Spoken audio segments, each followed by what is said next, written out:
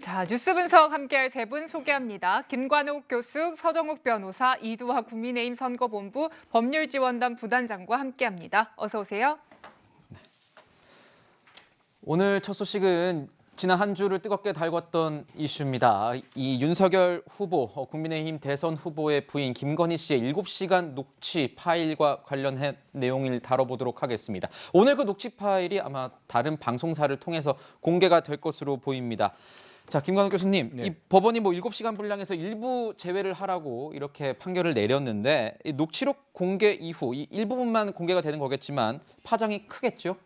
아무래도 그 내용에 따라서 이제 국민의 판단이 있을 걸로 생각을 합니다. 그런데 그 내용이 사실상 국민들이 생각하기 어려운 부분이라고 생각하면 사실상 파장이 클 수밖에 없다라고 보는 거죠. 그러니까 약간 충격적인 내용들이 들어간다라고 하면 상식적이거나 뭐 보편적인 얘기가 아니다라고 하면 왜 이런 생각을 또는 인식을 이 후보의 어떤 부인이 할 수 있나 뭐 이런 생각들을 갖게 하는 것이고, 이것이 어떻게 보면 이제 설 연휴의 어떤 민심에 상당한 영향을 미칠 수 있는 그런 효과가 발휘될 가능성이 매우 높습니다. 그래서 오늘 공개되는 내용이 결정적으로 이제 어떤 내용이냐가 이제 모든 것을 가늠할 텐데, 지금 사실 인터넷에 많이 떠돌고 있는 것이 사실이거든요. 그런 내용이 맞다고 한다면 굉장히 부정적 효과가 아마 윤석열 후보에게 가지 않을까, 뭐 이렇게 좀 조심스럽게 생각을 해봅니다. 네, 자, 이번 이 김건희 씨 녹취록에 대해서 윤석열 후보는 어떤 입장을 갖고 있을까요? 목소리 들어보시죠. 판결문도 보지 못했고 제 일정이 워낙 바쁘다 보니까 그걸 뭐 들여다볼 시간이 없어서 뭐라고 지금 드릴 말씀이 없습니다. 저는 일반론으로 말씀을 드리면 언론 탄압이라는 거는 힘이 있는 집권 여당이 하는 것이지 야당이 언론 탄압한다는 얘기는 금시초문입니다. 네, 그러니까 이제 국민의힘이 이 녹취록을 방송한다는 내용에 관련해서 이제 MBC를 항의 방문하자 윤 후보가 이렇게 얘기를 한 거고요. 자, 변호사님, 이 내용이 방영된 뒤에 파장이 어떨 걸로 예상하시는지도 궁금하고요. 이도 변호사님께 여쭤보는 건데요. 추후에 이제 국민의힘에서 법적 조치를 좀 이제 더 추가를 하는 것도 예고된 것들이 있는데 그 부분도 좀 설명을 부탁드리겠습니다. 사실 이제 지금 MBC랑 관련돼서 추후로 법률적인 조치를 더 취하겠다 이런 거는요. 지금 이제 국민의힘 측에서는 전혀 이 녹음 파일을 안 갖고 있어요. 네. 뭐 김건희 대표는 이 전화하면서 사적인 대화라고 생각했으니까 녹음할 생각도 못 구했고요. 저희는 지금 떠돌아다닌다고 하고 있는데 그게 진본인지 뭐 알 수도 없고요. 네. 그러니까 방송을 해봐야 알 수가 있는 거예요, 지금. 그렇기 때문에 방송을 했을 때 근데 지금 알려진 바로는 뭐 이렇게 수십 차례에 걸쳐서 통화를 6개월 동안 했고 그다음에 그게 7시간이 넘는다. 이 정도는 확인이 서로 되는 것 같아요. 근데 그렇다면 근데 그거를 전부 틀겠다는 얘기는 아니잖아요. 그죠? 전부 틀겠다는 얘기가 아니면 일정 부분 그중에 축약을 해서 편집을 해서 틀겠죠. 다 못 트니까. 그럼 편집이 될 수밖에 없잖아. 근데 편집된 게 왜곡되거나 아니면 전후 맥락 같은 게 구체적으로 설명이 안 된다거나 하면 후보자 비방의 문제가 생길 수 있어요. 공직선거법에 따라서. 그래서 이런 부분 방송하는 걸 보고 공직선거법 위반 사항이 있을 때는 추후에 법률적인 조처를 취하겠다는 거고요. 네. 그리고 뿐만 아니라 이제 이걸 갖고 있는 사람이 지금 이제 배포를 할 사람이 서울의 소리의 이땡땡 기자, 이땡땡 촬영 기사라고 판결문에 나와요. 이땡땡 촬영 기사 그분이 갖고 계실 텐데 그분이 녹음의 당사자 아니겠어요? 그래서 거기에 대해서도 저희가 가처분 신청을 한 게 있어요. MBC 말고도. 그래서 그거는 월요일 날 또 신문기일이 잡혀 있으니까요. 네, 내일이군요. 네, 월요일 날 또 이 부분이 진행돼서 결정이 나올 겁니다. 네, 김건희 씨와 이 기자, 그러니까 6개월 동안 50여 차례에 걸쳐서 7시간 넘게 통화를 했다. 이렇게 짧은 통화는 아닙니다. 김건희 씨 측과 이 녹취를 했다는 기자 측은 서로 왜 이 녹취가 이루어졌는지 입장이 조금 다릅니다. 어떤 입장인지 들어보시죠. 맨 처음 김건희 씨와 통화할 때 이렇게 얘기를 했어요. 서울의 소리 이 기자입니다. 이렇게 50여 차례가 넘는 통화를 한 거는 김건희 씨 측에서 서울의 소리에 엄청난 관심이 많이 있었을 거다. 그래서 통화가 이어지지 일방적으로 어떤 대화를 한다면은 또 질문만 한다면은 어떻게 이렇게 많은 통화가 이루어졌겠냐. 현재 이 사건에서 이 녹음한 사람은 피해자에게 의도적으로 어떤 환심을 사기 위해 기획을 한 후에 정치적 목적을 가지고 접근을 했고, 그에 따라서 친한 관계가 된 후에 그 후에 매우 사적인 대화를 녹음한 겁니다. 양측의 입장은 이렇게 다릅니다. 녹취 파일이 어떻게 처음부터 시작이 되었는가. 이제 얘기는 다르지만 오늘 저녁에 MBC를 통해서 방송이 될 것은 뭐 막을 수는 없는 사실인 것 같습니다. 하겠다고 이제 밝히고 있는 상황이니까요. 서정욱 변호사님께 여쭤볼게요. 이게 이렇게 녹취가 된 성격이 다르더라도 뭐 달라지는 사안이 있을까요? 어떻게 보세요? 저는 이제 그 명백하게 그 정치적 의도를 가진 이런 데 공작이 가깝다. 그래서 이제 보도가 됐을 때 공직선거법 위반이 될 가능성이 높다. 공직선거법 위반 왜냐하면 이게 의도가 있으면 그 비방의 목적이 있거든요. 네. 선거 개입에. 네. 그럼 이게 제가 4가지 논거를 말씀드리면, 네. 자, 첫째, 접근의 그 접근 자체가 이게 공작입니다. 뭐냐면 열린 공감 TV의 그 정대택 씨 보도 있잖아요. 정대택 씨는 이제 그 김건희 씨 어머니하고 동업자로서 오랫동안 이게 소송했던 분 아닙니까? 이분의 보도가 오보다. 따라서 이게 도와줄 것처럼 거짓되게 거의 뭐 우리 고기 잡을 때 떡밥 주듯이 이렇게 접근한 거 있잖아요. 접근 자체가 이게 그 의도가 불순한, 이게 첫째 이유고요. 네. 그다음에 두 번째, 저도 이게 언론에 인터뷰를 엄청 많이 합니다. 사건 나면. 그럼 이게 어느 신문 누군데 취재의 편의를 위해서 녹음을 하겠습니다. 동의하시겠습니까? 그러면 이게 제가 녹음하십시오. 이게 원칙적인 취재 윤리입니다. 이렇게 몰래 다 이게 녹음을 한다?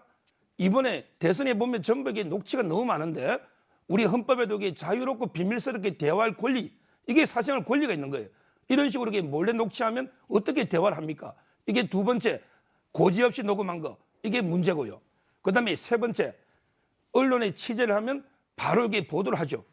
이렇게 보도 시점을 가장 타격을 줄 수 있는 여론 지지를 봐가면서 이게 언제 폭로할까? 이걸 이게 상향, 이게 공작 아닙니까? 취재를 했으면 바로 보도를 해야죠. 이게 바로 저는 세 번째 공작의 문제고요. 마지막으로 본인들, 저는 이게 유튜브라 보는데 본인들에게 인터넷 언론이라고 주장하고 있잖아요. 언론사가 취재한 걸 다른 언론에 줍니까? 자기 언론사가 취재한 걸 특종으로 자기가 안 하고 이게 다른 언론사에 팝니까? 이게 바로 공작 아니냐 말이에요. 더 강한 영향력 있는 이게 공중파에 넘겨가지고 타격을 주겠다. 이런 의도 아닙니까? 네. 저는 이게 4가지를 볼 때 공작이 맞고, 따라서 이게 보도 가처 분야를 떠나서 만약에 짜깁기나 악마의 편집이 있으면 공직선거법 위반도 될 수 있다 봅니다. 네, 야권에서 의심하고 있는 이 어떤 정황에 대해서 또 개인적 의견과 함께 같이 서정욱 변호사님께서 설명을 해주셨습니다. 네, 지금 굉장히 비판적으로 좀 분석을 해주셨는데 교수님의 견해도 한번 들어보겠습니다. 그러니까 사적 대화라고 지금 국민의힘은 얘기하고 이두화 이제 단장님도 그렇게 말씀하시는데, 사적 대화라고 그러면 법원이 공개를 못하게 합니다. 그러니까 법원은 이미 이게 공적인 목적에 의해서 취재된 것이다라는 것을 인정했기 때문에 공개를 이제 허용을 한 것이거든요. 그리고 사실상 이것이 뭐 불법적으로 지금 취재가 된 것이냐? 그러면 그렇지는 않거든요. 그러니까 지금 우리가 알다시피 서울의 소리 기자가 본인의 어떤 매체가 어디고 기자 신분이고 그리고 이름이 뭐다라고 분명히 밝혔어요. 그렇다 그러면 이거는 뭐 상대인 김건희 씨가 이 일종의 이제 인터뷰라고 생각을 했었어야 되거든요. 이거를 후보 부인이 예컨대 53회에 걸쳐서 7시간 45분 동안을 한다. 저는 뭐 상상하기 어려운 그런 어떤 행태다라고 생각을 하고요. 만약에 이제 그렇게 길게 한다 그래도 후보 부인으로서 당연히 후보에게 유리한 거, 후보의 장점, 뭐 그걸 얘기할 거 아닙니까? 우리가 통상적으로 생각한다면. 그런데 왜 이거를 내용을 걱정하죠? 걱정할 이유가 사실 없는 거죠. 그리고 아까 녹음하신 분에 대해서 뭐 법적인 조치를 한다 그러는데, 지금 국민의힘의 대표인 이준석 대표는 자동 녹음한다는 거 아닙니까? 모든 이 대화를. 그러면 녹음하는 것이 뭐가 불법인가요? 자기의 어떤 대화를 하는 거는 요즘은 뭐 굉장히 일상적으로 돼 있는 것이거든요. 이거를 불법적으로 녹음했다. 라고 하는 것도 잘못된 부분이고, 그래서 전반적으로 우리가 내용을 보면 국민들이 판단할 몫인데 이것이 뭔가 잘못됐다라고 먼저 얘기하는 것은 좀 뭐 보고 얘기해도 충분하다 이렇게 생각합니다. 제가 조금 네. 보충 설명을 드리자면 이 부분 관련해서 법원에서도요, 개인적인 사생활, 아주 내밀한 사생활에 관한 거는 보도를 하지 말라고 얘기를 했기 때문에 네. 사적인 대화가 포함되어 있다는 게 확실하고요. 아까 서 변호사님 뭐 설명을 잘해 주셨는데 이 부분에 대해서 그래서 사실은 이제 공적인 관계로 만난 게 아니라 사실 사적인 관계로 거의 이제 말씀하신 것처럼 미끼 기사처럼 그런 얘기를 하면서 우호적인 관계를 형성하고 그걸 악용해서 이 부분을 녹음을 하고 이 부분을 배포를 하기 때문에 문제가 되는 거고요. 이분 상대로 또 우리가 가처분을 하는 거는 무슨 이유가 있냐면 사적인 대화를 녹음은 할 수 있어요. 그게 법률로 금지돼 있지는 않습니다. 그렇지만 그걸 상대방 동의 없이 배포를 하거나 유포를 하거나 녹취를 공개하거나 이런 거는 일정 부분 공익을 목적으로 아주 제한적으로 인용이 되지 나머지 부분 사적인 내밀한 부분이라든가 이런 부분은 동의를 얻지 않으면 금지돼 있습니다. 네, 어찌됐든 이 내용에 대한 불확실성 때문에 국민의힘 내부에서 긴장감이 감도는 거는 맞는 것 같습니다. 일단 아직 내용이 나오진 않았지만요. 이에 대해서 이준석 대표는 이렇게 말을 했더라고요. 저희가 좀 전해드리면 그러니까 다소 우려스러운 부분이 있다 하더라도 심신이 피폐해진 후보자, 배우자 입장에서 할 수 있는 말이라는 국민 여론이 형성될 수 있는 지점도 있다라고 얘기를 했는데요. 서정욱 변호사님, 그런 여론이 형성될 수 있는 지점이 있을까요? 저도 이게 원래 소문난 잔치집에 먹을 게 없다고요. 막상 이게 보도해 보면요, 이미 상당 부분이 다 기존의 SNS로 알려진 게 대부분이에요. 네. 따라서 저는 이제 크게 타격을 줄 수 있는 김건희 씨나 윤석열 후보 측에게 이런 내용은 이게 없을 걸로 보이고요.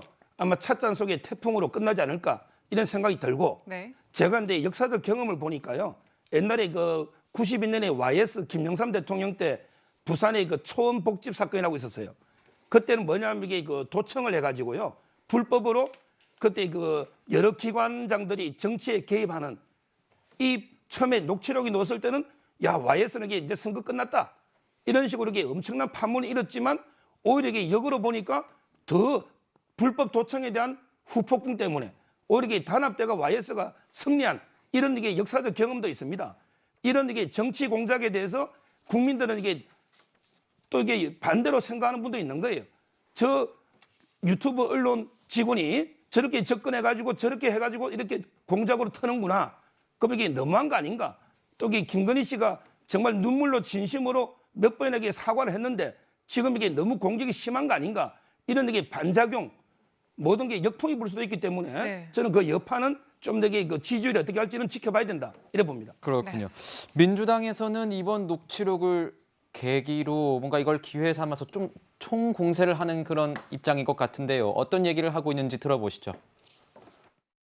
언론의 자유를 외쳤던 국민의힘이 오늘 MBC에 몰려가서 이렇게 노골적으로 사법작용을 방해하고 언론에 재갈을 물려는 이런 행위는 사기 모순이다.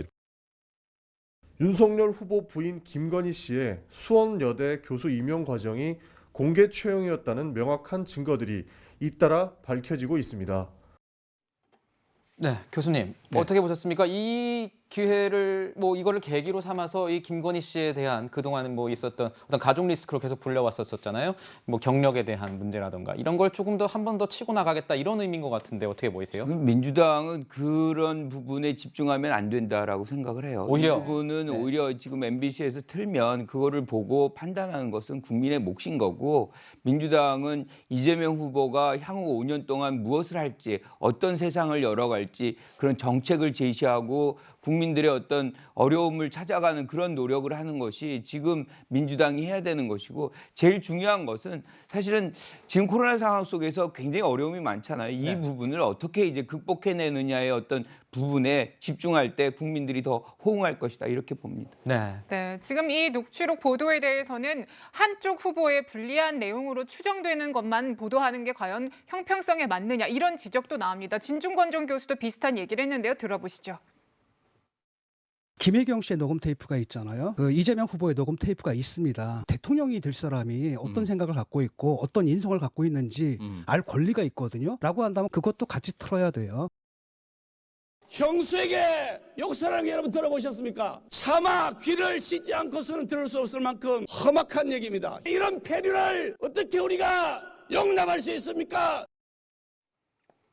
네, 자, 목소리를 들었는데 이제 국민의힘과 경쟁 구도를 형성하고 있는 안철수 국민의당 후보 같은 경우에도 이번 이 김건희 씨의 녹취록만큼은 바람직하지 않다고 생각한다라면서 좀 공평하게 서로 조건이 같아야 한다라고 말을 했어요. 서정욱 변호사님 어떻게 생각하세요? 아주 이게 타당한 지적이다 이래 보고요. 지금 이제 국민의 가장 중요한 게 검증하고 알 권리 아닙니까? 네. 그럼 이게 국민들은 이재명 후보의 그 욕설이 더 알 권리입니까? 아니면 이게 그 김건희 씨 발언이 알 권리입니까? 아무리 봐도 이게 후보의 도덕성이 더 국민의 알 권리 아닙니까? 그리고 이게 그 검증을 보더라도 어떻게 부인하고 후보하고 누굴 더 이게 철저하게 검증해야 됩니까? 저는 당연히 이재명 후보의 도덕성 검증을 위해서 그 형수 욕설도 다 털어야 되고 무엇보다 또 20억 소송비 그 대납설 있잖아요. 23억 녹취 놓은 거 있잖아요. 이런 걸 털어야 되는 거예요. 이게 바로 검증입니다. 이거는 후보가 직접 변호사비 대납은 뇌물 아닙니까? 후보의 어떤 범죄나 또 이렇게 형수 욕설은 도덕성 인격 수준 아닙니까? 이 검증이 필요한 거예요. 김건희 씨도 물론 이게 공인이니까 어느 정도 검증은 필요하지만 후보가 더 철저한 검증이 필요한 거예요. 따라서 저는 결론적으로 욕설이나 이렇게 23억 녹취 있잖아요. 이걸 이렇게 공정하게 다 털어줘야 된다. 그래야만 이게 MBC도 공정방송으로 평가받을 수 있다. 이래 봅니다.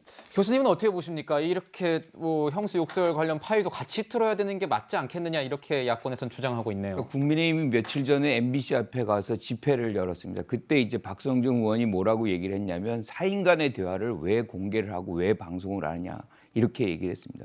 방송하면 안 된다. 자, 그러면 그 당시로 우리가 이재명 후보가 가족들 간의 어떤 관계 속으로 돌아간다면 그들은 사인들의 어떤 대화였어요. 그러면 박성중 의원 말대로라면 틀지 말아야죠. 그런데 여기에서 이제 다시 틀어라. 이게 모순 아닙니까? 진중권 전 교수 같은 경우도 마찬가지예요. 지금 이게 이제 지형적으로 불리할 것 같으니까 마찬가지로 틀어라라고 얘기하는데 그러면 법원에서 예컨대 그 허락을 받으면 됩니다. 그러니까 우리가 이 부분에 대해서 굉장히 법적인 어떤 조치들이 지금 이어지고 있음에도 불구하고 이렇게 얘기하는 것은 그냥 정치적으로 공세를 펼치는 것이거든요. 그래서 공인이냐 사인이냐 이게 가장 중요한 어떤 공개 여부를 따지는 기준인 것 같아요. 그러니까 그것에 대해서 법원의 판단을 받아보면 되겠다 이렇게 생각합니다. 네, 사실 이 후보의 이 형수 욕설 파일 논란은 좀 시간이 되는 문제입니다. 그래서 앞서서 이제 법원과 선관위의 판단을 받은 적이 있는데요, 이두하 단장님. 이번 이 김건희 씨의 녹취록 공개와 비교했을 때는 좀 다소 차이가 있는 부분이 있습니까?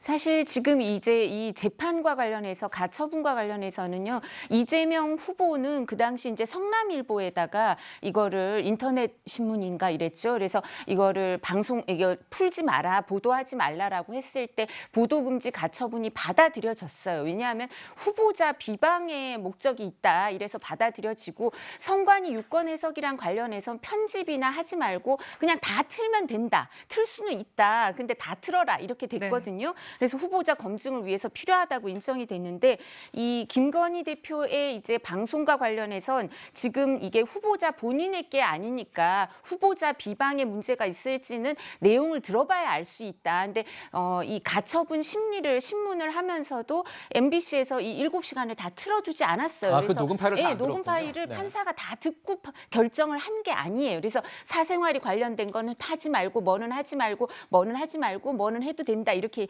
얘기를 한 거고요. 그다음에 또 이 선관위에서 유권 해석을 할 때 제가 누누이 말씀드렸지만 저희는 이게 없어요. 녹음 파일이 7시간 뭐 몇 분짜리가 없어서 선관위 이걸 제출을 못 하는 거예요. 근데 선관위가 이게 제출이 안 되니까 이걸 판단을 못 하겠다라고 얘기를 한 건데 근데 그래도 일반적인 원칙론을 얘기를 해줄 수는 있을 텐데 얘기를 하지 않았고요. 그래서 이 부분이 좀 아쉽지만 그리고 MBC의 항의 방문과 관련해서 꼭 하나 드리고 싶은 말씀은 MBC의 제3노조도 있습니다. 언론노조가. 거기에선 성명서가 뭐가 나왔냐면 탐사기획 스트레이트의 또 한 번의 편파 보도를 우려한다. 이러면서 성명서를 냈어요. 그래서 이 성명서를 지지하는 방문인 거예요. 그리고 또 말씀드린 것처럼 이게 공정 방송, 공영 방송들은요 선거 가까워지면 저희도 지금 이 섭외할 때 발언할 때 되게 신경 쓰시잖아요, 두 분 앵커께서. 굉장히 그죠? 신경 쓰고 있어요. 굉장히 신경 쓰시잖아. 근데 MBC가 일방적으로 이재명 후보도 욕설 파일도 있고 우리 서정우 변호사님 얘기하신 것처럼 변호사비 대납 파일도 있고 김혜경 씨도 파일이 많다는데 왜 김건희 대표 파일만 트냐? 이 공정 방송을 하려면 여기서도 우리가 분량을 맞추는 것처럼 이 탐사 스트레이트인가요? 탐사 기획 스트레이트? 이거 자꾸 우리가 홍보를 해주는 것 같은데 이거 여기에 대해 시청률 안 높았는데 높아질 것 같습니다. 여기도 그럼 똑같이 분량을 맞추라고요. 근데 왜 분량을 안 맞춥니까? 그거 항의한 겁니다. 자, 서영교 의원, 더불어민주당 측 서영교 의원 이런 얘기를 했었습니다. 자, 이 공개가 안 된 김건희 씨의 녹취와는 달리 이재명 후보의 형수 욕설 녹취는 이미 다 알려져 있는 내용이라 재유포는 비방적 성격이 높다. 그래서 방송하는 것은 좀 맞지 않다. 이렇게 얘기를 하고 있습니다. 그런데 언론에서는 일부에서는 뭐 이게 내로남불 성격 아니냐 이렇게 얘기도 하고 있거든요, 교수님. 저는 뭐 알 권리다. 그러면은 사실 뭐 국민이 아는 것이 중요하다고 생각을 해요. 그런데 이게 이제 법에 저촉이 되느냐 안 되느냐가 가장 중요한 기준이잖아요. 그것이 실질적으로 현행법의 후보의 어떤 비방에 해당이 된다면 이걸 틀지 못하게 하고 있는 법이 있어요. 그럼 지금 그 법을 바꿉니까? 그건 아니잖아요. 제일 중요한 거는 알 권리도 있지만 또 법이라는 것이 있고 지금 김건희 씨의 어떤 부분은 법이 허용하고 있다는 거예요. 공개적으로 방송할 수 있다는 부분을. 그러니까 그 차이가 있는 것이고요. 또 한 가지 지금 국민의힘이 어제 며칠 전에 이제 MBC 가는 거는 사실은 지난 여름에 우리가 이 가짜 뉴스 이제 처벌 강화에 대한 논란이 있었습니다. 그때 국민의힘이 아주 전폭적으로 반대했어요. 이거는 국민의 알 권리를 방해하는 것이다라고 하면서 엄청나게 이제 반대를 했었는데 지금은 알 권리를 지금 위에서 MBC가 그걸 공개를 하겠다는데 그걸 하지 말라고 가가지고 압박하는 거는 일종의 이 알 권리를 어떻게 보면 억누르는 거 아닙니까? 지난 여름과 지금이 왜 이렇게 큰 차이를 보이고 있는지 좀 안타깝습니다. 하려면 네. 같이 하라는 거죠. 같이라도 하라고요. 근데 같이 안 한다는 거 아니에요. 그거는 공정방송에서 위배되는 거죠. 네, 입장이 이렇게 서로 많이 다른 상황입니다.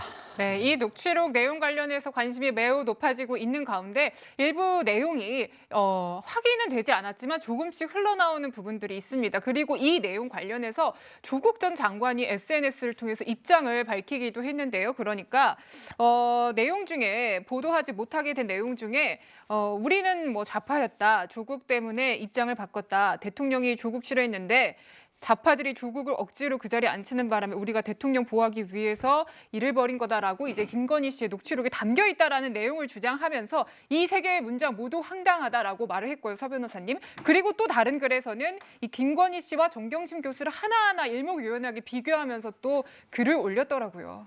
저는 둘 다 이게 상당히 부적절하다 봅니다. 네. 좀 정리를 하고 가자면 이 내용 자체가 아직 그 녹취 파일에 있는지 없는지도 확인이 안 된 겁니다. 이게 그렇죠. 정보지에 그냥 흘러서 나온 내용인데 이 사회 유력 인사가 본인이 SNS에 적은 만큼 저희가 전달해 드린다는 점을 말씀드리겠습니다. 그래서 이제 바로 그 점이에요. 첫 번째 글이 지금 이제 이거 판결문에 보면 별지가 이게 공개가 안 돼 있잖아요. 그러니까 결국 이게 우리는 좌파였던 이 글 자체가 공적으로 이게 확인된 게 아직 아닙니다. 그런데 이게 떠돌아다니는 정보지 수준의 글을 가지고 조국 지금 이게 서울대 교수고 지금도 공인 중에 공이잖아요. 이런 분이 확인도 안 된 거, 팩트로 이게 확인도 안 된 걸 이렇게 글을 올려서 평론하는 이게 첫째 이게 잘못된 거고요. 그다음에 그 밑에 긴 글 있잖아요. 이거는 이게 비유할 걸 비유해야죠. 어떻게 김건희 씨하고 정경심 그 범죄하고 이게 어떻게 같이 비교합니까? 이 녹취록에 보면 김건희 씨가 예를 들어 뭐 남의 표창장을 동양대처럼 위조했다든지 또는 이게 서울대 공인인권센터 위조했다든지 이런 거는 이게 없잖아요.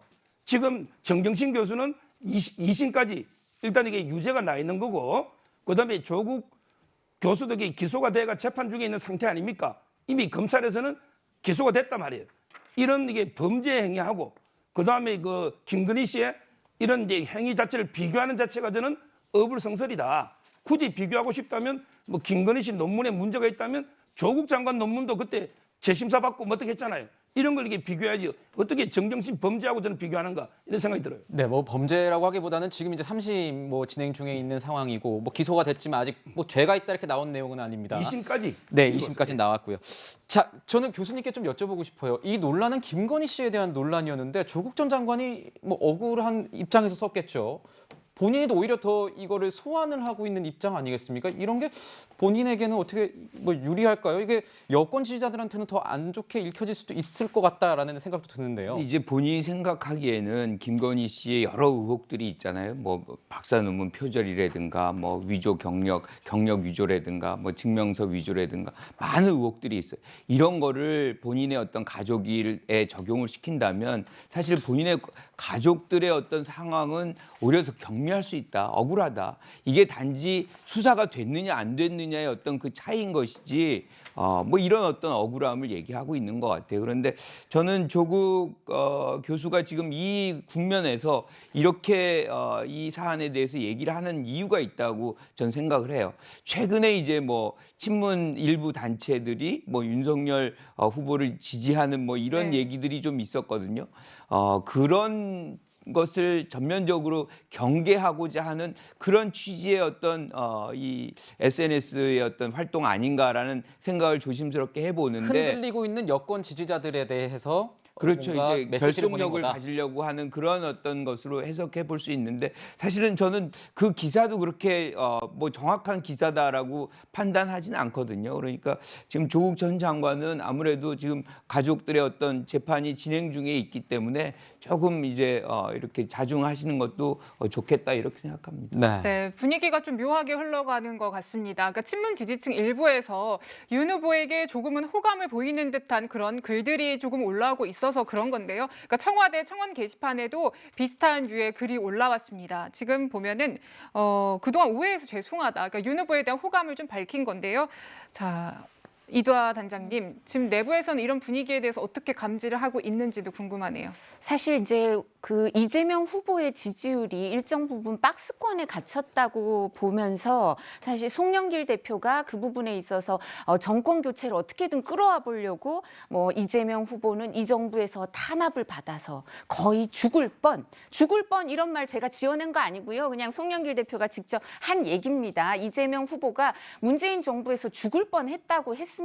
그렇게 얘기를 하니까 청와대 출신인 윤영찬 의원이라든가 또 이제 친문 그 핵심 의원들이 엄청나게 반발을 했거든요. 아연 실색했다. 네. 대표가 네. 저런 말을 하다니 뭐 이러면서 사실 내부 분열이 있으면 좋지 않다라고 했었는데 이런 부분이 또 일정 부분 또 반영된 거 아닌가 싶어요. 좀 전에 교수님도 잠깐 언급하셨지만 저희도 이 현상이 계속 이어질지 어떨지는 잘 모르겠어요. 솔직히요. 근데 2017년에 네이버나 다음 양대 포털에 뭐 고마워요 문재인, 사랑해요 김정숙 이런 그 실시간 검색어 이런 문구를 실시간 검색어 1위에 올리는 이벤트에서 가장 주축이 됐던 양대 그 커뮤니티가 있어요. 근데 그 양대 커뮤니티에서 며칠 전부터 사실 어떤 부분이었냐면 변호사비 대납 의혹 제보자가 사망하고 그러고 나서 김건희 대표 그 녹취록이 관련돼서 정보지라 그래야 되죠. 저희 정보지가 같은 날 돌기 시작했거든요.